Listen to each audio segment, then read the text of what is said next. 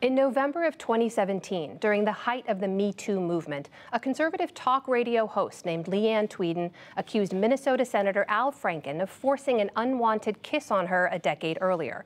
In the days that followed, 7 additional women came forward with allegations of inappropriate behavior. 3 dozen Democratic senators demanded Franken's resignation from the Senate, and by January, he was gone. A new piece by The New Yorker's Jane Mayer asks the question, did the punishment fit the crime? To dig deeper, I'm joined by longtime Congress watcher Norman Ornstein of the American Enterprise Institute. He's also a close friend of Senator Franken's. Norm, welcome back to the NewsHour. Great to be back. So in that New Yorker piece, Senator Franken gives an interview, and he says when he first heard about the allegation and saw an accompanying photo that Ms. Tweeden had shared, it was her sleeping on a USO flight. Senator Franken is reaching out to her, and it can only be described as sort of a lewd gesture, pretending to grope her. When that photo came out and the piece came out, he said, "Oh my God, my life, my life." He knew it would have a big impact. When you first heard about it, did you feel the same way?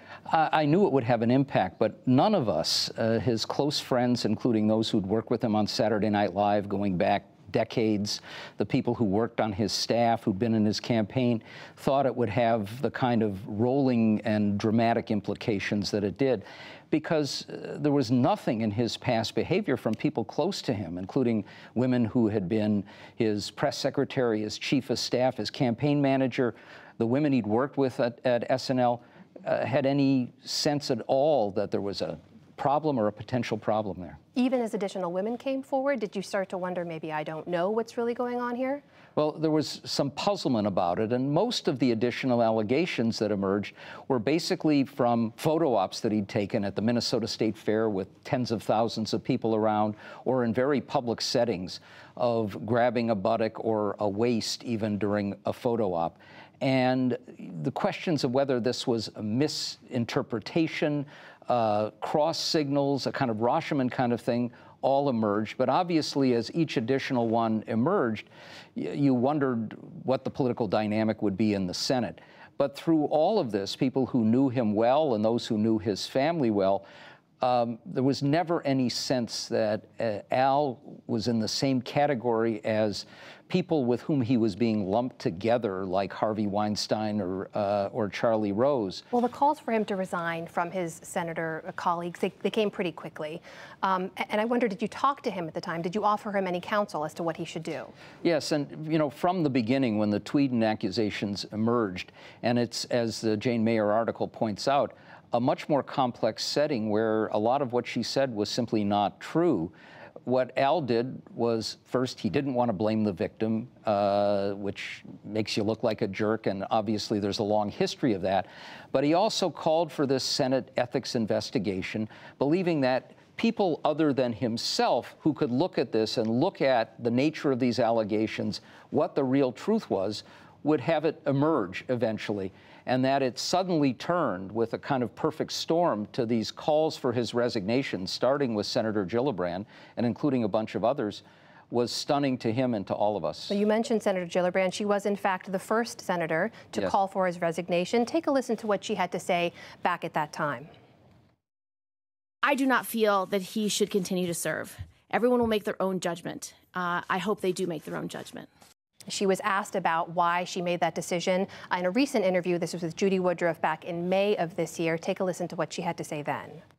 I have a responsibility. I stood with 8 women who feel they were groped and forcibly kissed by Senator Franken inappropriately and spoke out. I stood with them. And again, if our party is going to punish women who stand up for other women, then we are absolutely going in the wrong direction.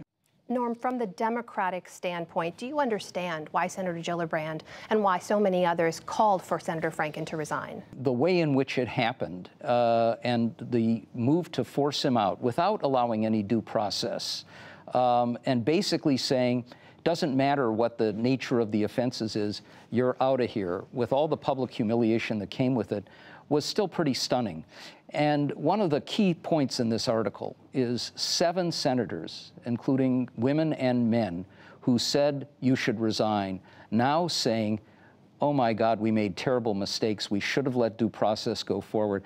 And I've been around the Senate for 50 years. I have never found a situation where 7 senators admit to a major mistake.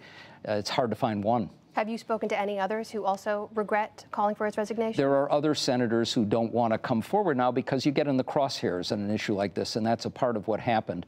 But yeah, there are plenty who got caught up in the moment. And remember, one of the things that happens in cases like this is media go on a death watch.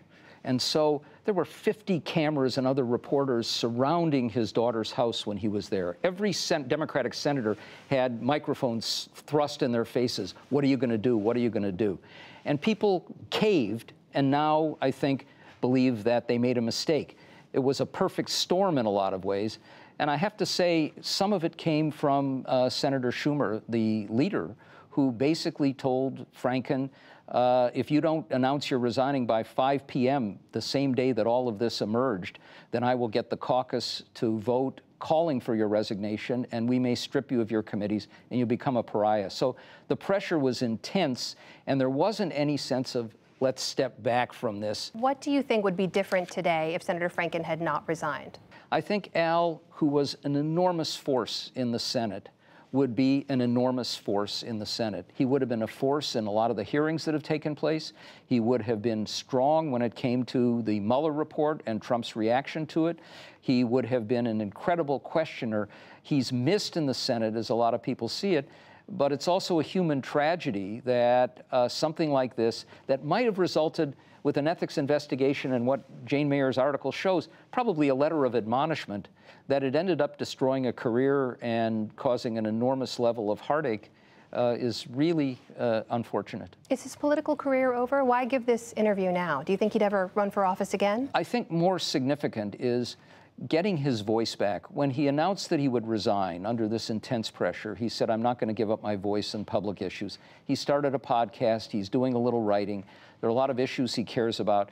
I think the importance of this article and the interview is now we can have Al Franken back as a public voice, and his is an important and powerful voice. And with all the tragedy, at least that's a very positive thing.